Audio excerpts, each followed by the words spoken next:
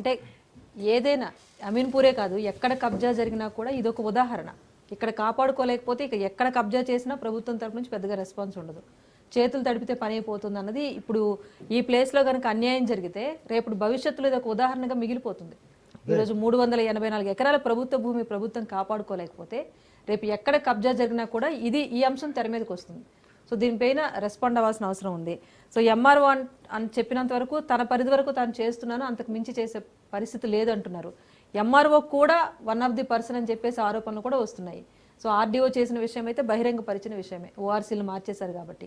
So ఒక collector, ఒక MRO, ఒక ఆర్డీఓ ముగ్గురు అధికారులు కూడా చేయలేని పని ఇప్పుడు అక్కడ ఈ ల్యాండే కాదు ఏ ల్యాండ్ అయినా కబ్జా జరిగినప్పుడు మరి నెక్స్ట్ ప్రొసీజర్ ఏంటి? ఒక పోలీస్ వ్యవస్థ సహకరించట్లేదు, ఒక న్యాయశాఖ సహకరించట్లేదు, మరి ఆపేది ఎలా ఇలాంటి దందాలు?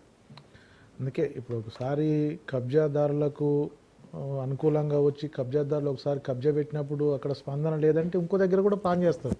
అది ఒక్కదాంతో ఆగేది కాదు. ఇప్పుడు ఏదో బొమ్మనకుంటతో అయిపోతుందని కాదు, రాష్ట్ర వ్యాప్తంగా కూడా ఇదే జరుగుతుంది.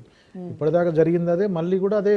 ఎక్కడైతే గవర్నమెంట్ ల్యాండ్ ఉన్నాయో రైట్ పలానా దగ్గర జరిగింది కదా, ఇక్కడ పెడితే మన వాళ్ళు అంటారు, మన మంత్రి ఇక్కడ కూడా ఉన్నాడు కదా. అంటే ఈ పద్ధతుల్లో ప్రజాధనాన్ని ప్రజల యొక్క ఆస్తిని కొల్లగొట్టే పద్ధతిలో ఈరోజు జరుగుతూ ఉంది. దీనికి రక్షణ ఉండాల్సినటువంటి రెవెన్యూ వ్యవస్థ కావచ్చు, పోలీస్ వ్యవస్థ కావచ్చు, ప్రభుత్వం కావచ్చు, అంటే కబ్జాదారులకే కొమ్ము కాస్తున్నటువంటి పరిస్థితి మనకు స్పష్టంగా కనిపిస్తుంది. అయితే ఇది చాలా నష్టం చేసేటువంటి అంశం.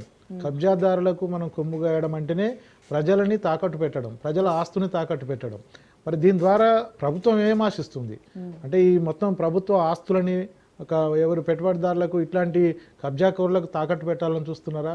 లేదు, కబ్జాదారుల నుండి ఆస్తులు రక్షించాలని చెప్పి గవర్నమెంట్ స్పష్టంగా చెప్తుంది అనేక సందర్భాల్లో.